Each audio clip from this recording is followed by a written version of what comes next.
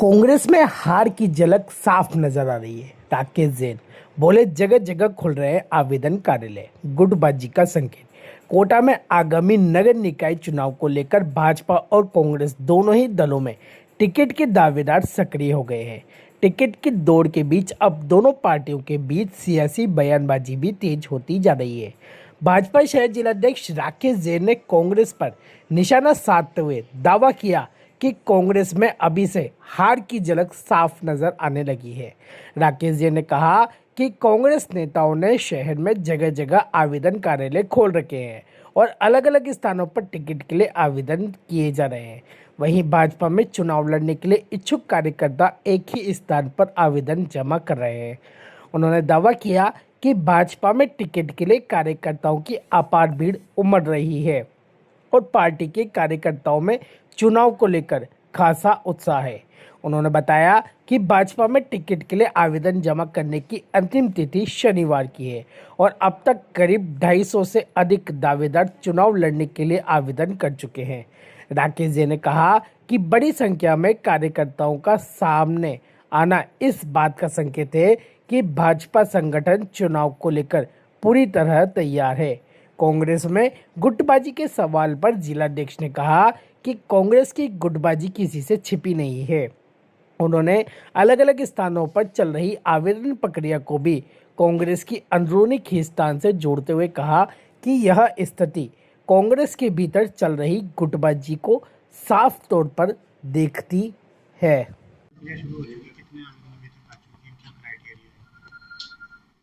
Bharatiya Janata party के प्रति समर्पित, जनता के प्रति जवाबदेह, सबको साथ लेकर चलने वाला और जनता की आशा और अपेक्षाओं को पूर्ण करने वाला जो उम्मीदवार होगा, निश्चित ही भारतीय जनता पार्टी उसका उम्मीदवार के रूप में चयन करेगी। अभी प्रक्रिया चल रही है। कांग्रेस के पास में क्या है कि उनको मालूम था कि आवेदन नहीं आएंगे, इसलिए उन्होंने जब प्रक्रिया शुरू नहीं हुई उसके पहले आवेदन मांगने शुरू कर दिए थे। किंतु हम अनुशासित पार्टी के कार्यकर्ता हैं और अनुशासन से ही काम करना चाहते हैं। जहाँ तक वार्डों का सीमांकन नहीं हुआ, निर्धारण नहीं हुआ, जातिगत आरक्षण नहीं हुआ, वहाँ तक हमने कोई आवेदन नहीं लिया।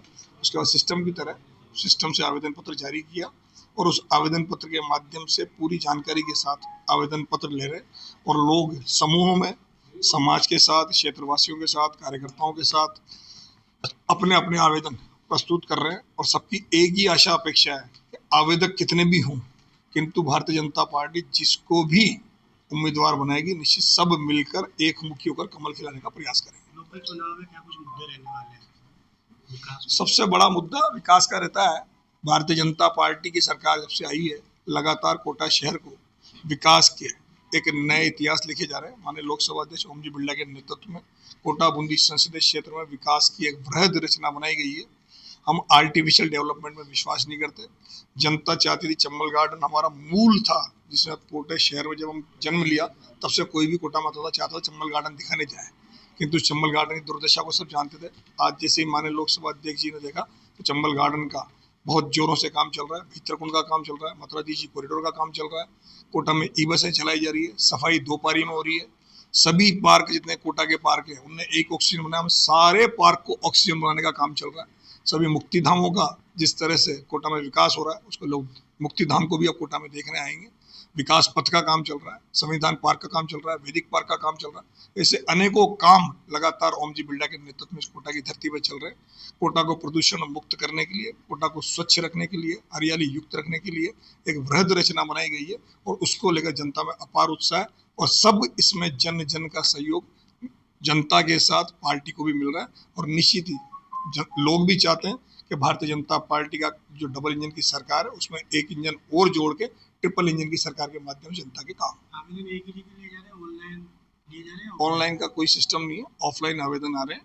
सब अपने अपने हिसाब से जनप्रतिनिधि से मिल रहे हैं, जनप्रतिनिधि के पास भी आवेदन प्रस्तुत कर रहे हैं, किंतु सब जनप्रतिनिधि यहाँ पे एकमुखी हैं। और उसके बाद भी ये कहा जा रहा है कि आप आवेदन यहाँ भी दे जाएं, उसके बाद भी जिला कार्यालय पे भी आवेदन दें। सभी आवेदनों को एक साथ समाहित करके और निश्चित ही सब में जो सर्वश्रेष्ठ होगा उसका चयन करने का पार्टी की पूरी कोर कमेटी बनी हुई है। पूरा एक सिस्टम बना हुआ है जिसमें राष्ट्र से लेके प्रदेश और जिले की पूरी टीम है, उन सब पे गहनता से विचार करेगी और जो जिताऊ होगा सबको साथ लेकर चलने वाला होगा, जनता की आशा अपेक्षा को पूर्ण करने वाला है। ऐसे उम्मीदवार का चयन भारतीय जनता पार्टी। राकेश जैन ने कहा कि भाजपा में टिकट वितरण पूरी तरह पारदर्शिता और स्थानीय फीडबैक के आधार पर किया जाएगा। पार्टी स्थानीय कार्यकर्ता और आम लोगों की राय को महत्व देगी। जिस उम्मीदवार की जीत की संभावना सबसे अधिक होगी, पार्टी उसी के पक्ष में फैसला करेगी। पैराशूट उम्मीदवारों को लेकर भी राकेश जैन ने कांग्रेस पर तंज कसा। उन्होंने कहा कि कांग्रेस में पैराशूट उम्मीदवारों की संख्या अधिक है और इसी वजह से कांग्रेस ने पहले से ही अलग अलग जगहों पर आवेदन लेने शुरू कर दिए हैं। इसके विपरीत भाजपा संगठन के स्तर पर एकजुट होकर चुनाव की तैयारी कर रहा है। राकेश जैन ने दावा किया कि भाजपा पूरी मजबूती और एकजुटता के साथ नगर निकाय चुनाव के मैदान में उतरेगी। अब टिकट के लिए बढ़ती दावेदारों की संख्या और दोनों दलों के नेताओं के बीच जारी बयानबाजी ने कोटा के निकाय चुनाव को और दिलचस्प बना दिया है। आने वाले दिनों में टिकट को लेकर सियासी तस्वीर और साफ होने की उम्मीद नजर आ रही है।